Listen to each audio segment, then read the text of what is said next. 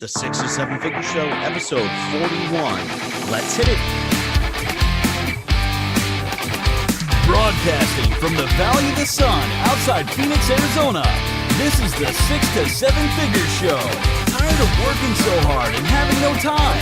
Take your six-figure practice and turn it to a thriving seven-figure enterprise. And now, your host, author, speaker, mentor, and strategist, Frank Bria. Hey everyone, welcome to the 6 to 7 Figure Show. I'm your host, Frank Bria, and today I am absolutely thrilled to be joined by Ben Kniffen, who is the co-founder of Link Selling with Josh Turner. If you're familiar, Ben's overseeing the creation and the day-to-day operations and growth of every division of the company, from LinkedIn agency to the paid ads agency. Their internal sales team has grown the company from a team of 2 to over 50 team members. During Ben's downtime, he loves to hang out with his wife, Erin, his 2 daughters, Olivia and Claire, watch Cardinals baseball and play music. Known for his sense of humor and optimistic attitude, Ben is also a professional musician and master sudoku solver.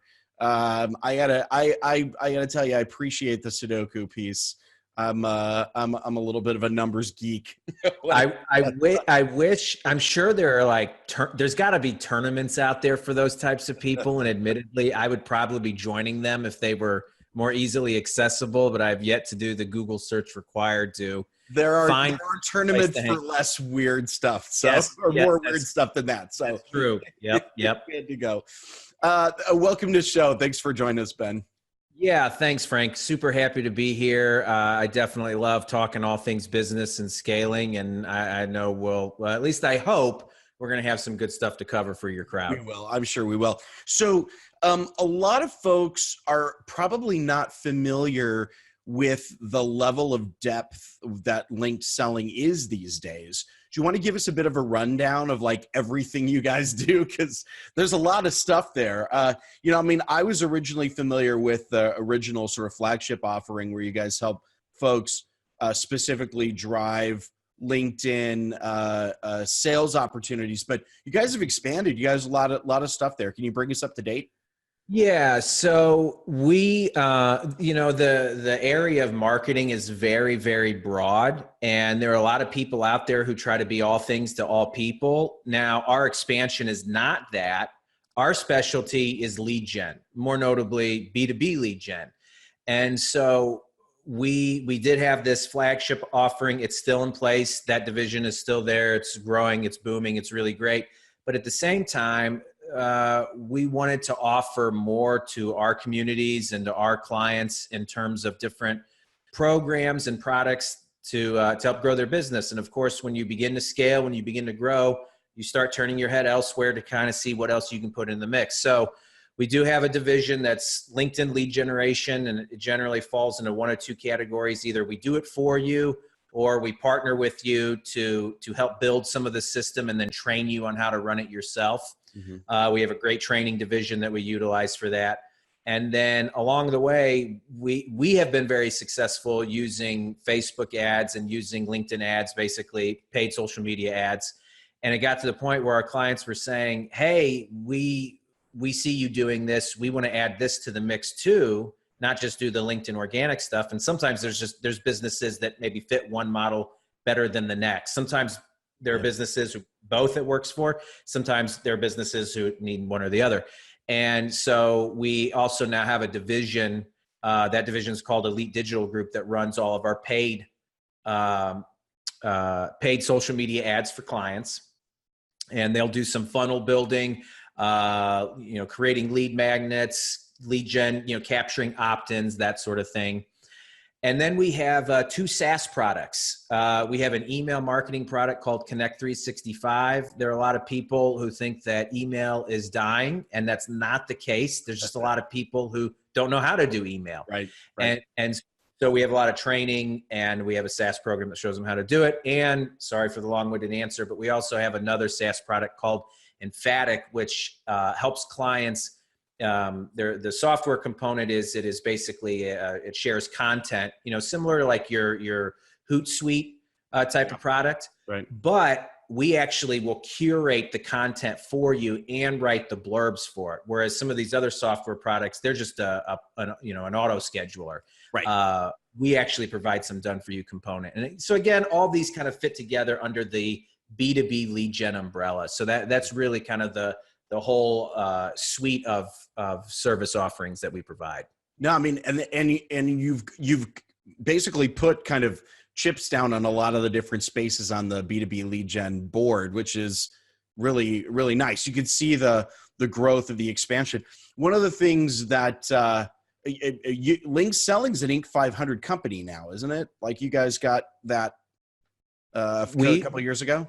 We were Inc. 500 company first back. It would have been 4 years ago. Okay. And so we have been on the Inc. 5000 list 4 years in a row, which is not the easiest thing to do. No. And accolades don't always, they don't pay the bills. Right. But it is a good barometer to show how you're growing. And one of our core values is just growth. That is one of our core values, that we are not the type of business who says, hey, we're just going to get to this place and then we're going to stay and hang out. We want to constantly be growing, because nothing that's ever stagnant, usually that's not a good place to be. And we want our clients to grow. And so, that's we're pretty proud of that one, to be on that list. For those people who aren't familiar with it, to get on the Inc. list, it's about percentage of growth. It's a year over year percentage growth. So it's not like the Fortune list where it's just a asset size. So if you're big, you can kind of park yourself there. You have to earn that every single year by continuing that year over year. So for you guys to do it 4 years in a row, that shows the level of growth you guys are at. And so I want to just clarify that for those people who don't know. That's a pretty big, impressive metric to hit over and over again. Yeah. I mean, it's, again, it's not the only barometer, but it's sure a good one. If you're able to continue to grow at that rate and make a list like that, it shows that you are doing a lot of the right things right. And that's what we also try to help our clients with. We want them to scale with us, essentially. Right.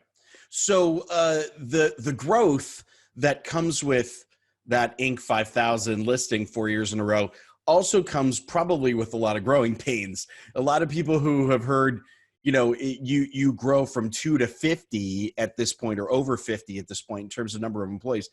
That's a lot to do in a short period of time. And a lot of things come with building a team. Those people have never built a team or run a team at that size, probably aren't familiar. Walk us through the journey there a little bit. What are some of the learnings along the way as you grew that organization, and what has changed in how you operate now that you've grown a larger team? Yeah, I'll start with a couple lessons learned along the way. Everyone always talks about systems, and you got to get systems in place. But then all of a sudden, if you're fortunate enough to get in a position of fast growth, you're all of a sudden kind of, you're driving the car at a miles per hour that you have never encountered before. It's like, I've always driven at 60 and now I'm driving at 200. What do I do? And you think to yourself, okay, the systems aren't as important anymore. We just got to keep going. And I would say that's absolutely not true. The systems become even more important. And so, honestly, in the beginning, when you're growing fast, I think strategy is a very, very important part to getting over your first couple hurdles in terms of growing. But once you begin growing a team, it really is more about the people who are on board. So it becomes more about training. It becomes more about your systems. It becomes more about management, hiring good team members. These are things that you don't think about when you're a team of, say, 8. You're not thinking about, do I need a system to hire great people? Right. But when you become a team of 50, and you might be in a situation like I am now, where, I've got to start a new division that we're hiring 10 new team members for in about a week or two. Yeah.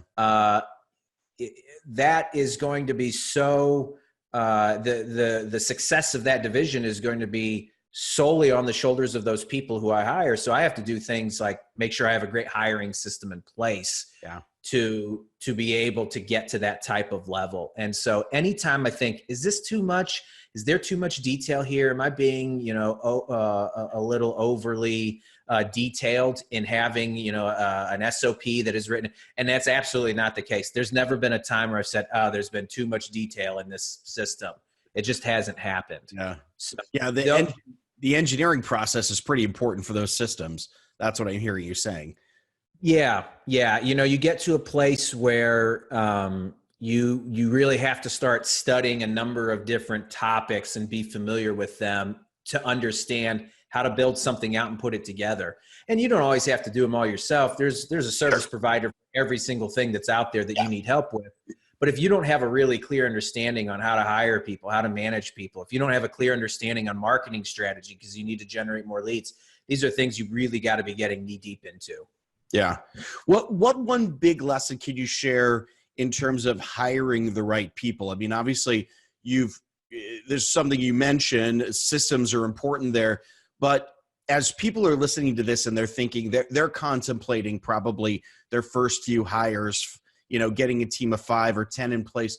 What are some lessons you kind of wish someone had told you about hiring at the beginning before you started building that team?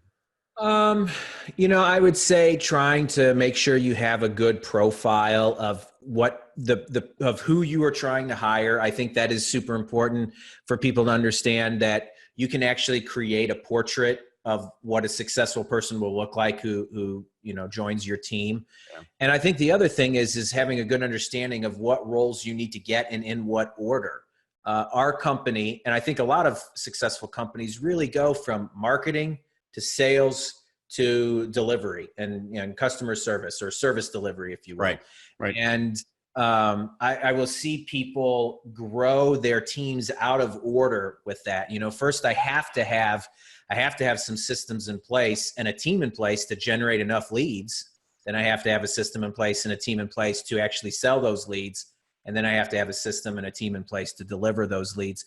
And it is a little bit of a juggling act, making sure one doesn't shoot up while the others are down here. Sure. And you got to have them all kind of go up together. And it's an easy concept to talk about. It can be a little challenging to execute, but if you have if you can see, create a vision and see a little bit further down the road than just, a mile or two, then it helps you to be able to plan for those things. I think in the beginning, there's a lot of times we were thinking, hey, we're going to move super fast and we're only thinking a couple weeks or a couple months ahead, and didn't do as much thinking of going a couple years ahead and seeing how do we get to this place in a couple of years versus how do we get to this place in a couple of months. Right. So some strategic planning along with that as well. Yeah. That's great. I want to dig in on the customer delivery piece. I think you nailed it in terms of ordering, but one of the things that, at least as an outside observer to you guys, that's been really fascinating is to watch you scale a done with you service and lead generation. And not a lot of people are able to pull that off. It's just lots of stories about agencies folding up or becoming overwhelmed or not being able to scale because they just they can't create repeatable processes. What are some of the things that you think have made you guys successful in being able to add more and more people to linked selling as fundamentally a scalable offering? What has made that work for you, do you think? Well, obviously, the marketing is a big piece to that. And within our marketing, making sure that we're educating our clients enough as to why they need this service, and then giving them the ability to interact with us. We're in a day and age now where I don't think you can just actually, let me watch what I say. You can call somebody out of the blue and you can make them a client, but you're going to stand a better chance the more touch points you're able to get for those. And so we have tried in our marketing and our clients' marketing as well to just focus on systems that create more and more touch points, educate the prospect more, build more rapport with them so that we can get them into a sales conversation. There's a certain level of trust that's already been built up. makes the selling situation a lot easier at that point. And it's just all kind of, I don't want to say like it all just kind of trickles down from there, but that piece is so important to being able to scale by finding marketing systems where you can reach more than one person at a time. That is really the thing that I think we have done really good at. For instance, we've done a lot of webinars, and that has been a really good tactic for us. And at the same time, we've utilized our own systems that we provide for our clients by focusing on LinkedIn, on key relationships and key prospects that could become clients. And we've tried not to focus on just closing one deal, but how do we have a system that gets our message out to the masses so that we can get as many people coming to us as possible? Yeah. I mean, one thing you're hammering home is repeatable systems and having those repeatable systems in place for yourself. Have you found that as you were growing that those systems were helping you sort of inform what kinds of clients you can't take on? Because that becomes sometimes an issue for people as they're growing, as they're finding that those systems actually tend to disqualify certain kinds of people. Is that a process you guys had to go through to kind of figure out who would be likely successful and who wouldn't be successful working with you? Yeah, sure. Yeah, absolutely. There's times along the way you begin to see, I would maybe use a different strategy for this type of prospect versus, this prospect, this strategy works really great. We kind of know where we fall. I mean, if our target market happens to be B2B service and product providers. Now, that's not the only market we sell to, but if you fall in that space and you have a high value ticket item that you sell, whether it's a service or product, there's a good chance we are a great fit. And there's a huge part of the market that fits that. But there's also, some other types of businesses out there that maybe aren't the best fit. Sure. It just depends, on what specifically somebody is looking for to have done with them. But that's also, I better watch what I say, because that's one of the reasons we grew the paid ads division, is because a lot of the areas where we thought, using a LinkedIn strategy isn't as good, we had a social media ad strategy that could work. And so maybe, I guess to answer your question, yes, we were beginning to see that there are certain clients who maybe weren't a fit for this service. And so we started another division to kind of capture that market, because again, we're not trying to be all things to all people, but what we are trying to do is really be able to provide whatever lead gen solution you need at the time, to help your business grow, essentially.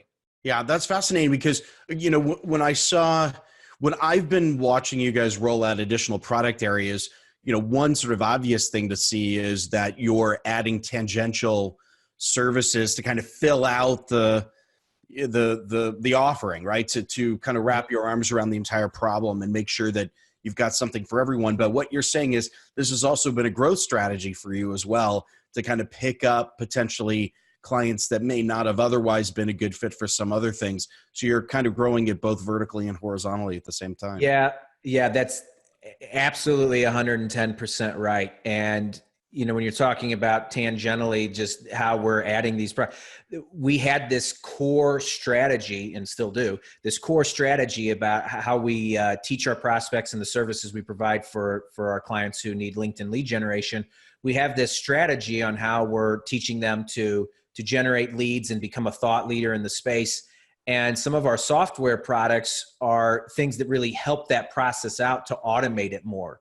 Yes. So again, we're just really trying to, anytime that we see a gap, really try and plug it with some sort of service or some sort of product that can help just improve the efficiency of that system. It really comes down to having a process to create a prospect profile, be able to find where those people are hanging out, build a database of them, and get a message in front of them that is able to essentially get them on a phone call into a selling situation. Yeah. Almost all of marketing can kind of be wrapped under that umbrella. There's just different types of platforms and ways to do it. And so we try to cover our bases, that system, and helping people plug their business into whatever platform they need to. Yeah. It's as you're describing that process, I think a lot of people are looking at that and saying to themselves, okay, so the processes or the systems that you would be, that are required to grow a sort of done for you model seem to be beyond a lot of people. They struggle with that a lot, and in fact, so much so that there's this little myth out there that done for you services aren't scalable at all. Yeah. Although you guys have proven that's not true, and other people have proven that's not true. Why do you think people are getting that wrong? Like, what do you think they're stumbling on in your estimation that's keeping them from providing that level of service at scale? Yeah. First off, when I talk about, marketing and then sales and then the delivery, I would either they're getting all three of those things wrong, or there's something along the way where the system is breaking. If you're a business who says we just can't scale, you can't say that everything is wrong, right? I can't say we can't scale, so I need a different service delivery team so that we can scale. And then the real issue is, well, you're not really getting that many leads every single month. Right. So why are you going to change that piece of the system?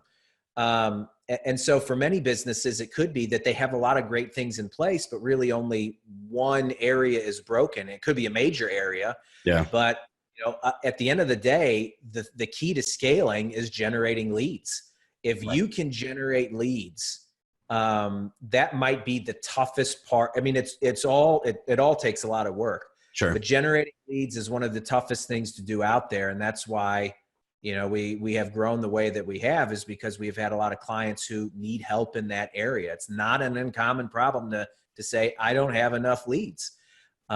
If you got plenty of leads and you're not closing any of them, then I know that that's a sales problem. Right. But 9 times out of 10, businesses are just struggling generating enough leads to grow at the rate that they're trying to grow. Yeah, I think it's a really good insight, is that there's a number of different areas where the pain points could be, and you've got to be really clear about what those are. I mean, we've all heard stories of salespeople that just don't have enough enough stuff to close, and then people blame it on the salespeople, but really there's just not lead flow there, and that's really the problem. Yeah, it's there's an old saying. I always am a little hesitant to say it, but I still think it's kind of true. The revenue will cover a multitude of sins. If you can generate the leads and the sales, you can usually have the revenue to figure out how to solve your delivery problems. That's absolutely the other way around. Yeah, that's absolutely true. But the thing is, when you start scaling and you realize if you put a system in place to generate a lot of leads, it's kind of like, let me back up. I'll use this analogy. Learning your first musical instrument or learning your first foreign language can be kind of difficult. Yeah. But once you learn one musical instrument, it's much easier to learn the second. And once you learn one foreign language, it's much easier to learn the second. And it's kind of the same way in business when you're scaling. If you realize like, oh, this is how I grow, this is how I put a marketing system in place and grow it, you kind of understand what it takes to implement a system and get it to scale up and move. And you take the same theory, there are going to be some things that are different about it, no doubt, and you begin to move it to other areas in your business. But most of the time, I think it starts with having good marketing systems and lead gen in place. Almost 95% of the time, that's the issue that I see businesses having. That's the name of the game today. Yeah, no, absolutely. That's great advice. All right, quick pivot. What do you play? So my main instrument is bass. I was actually a music major in college, and I play both electric and upright.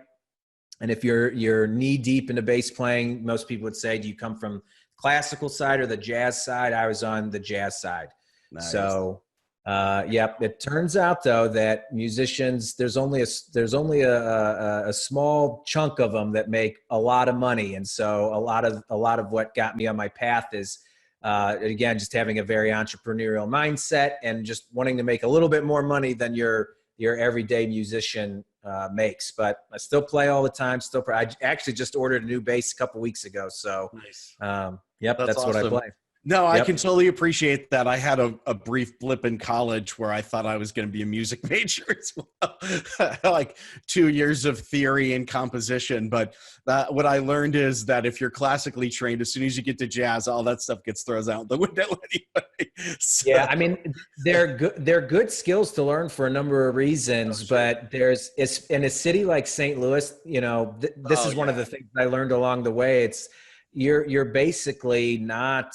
There's not that many musicians who are making a good full-time living only playing and playing music alone. Yeah, sure. And so yeah, it can be a bit of a struggle. But that also kind of led me on my path to have gotten me where I'm at now.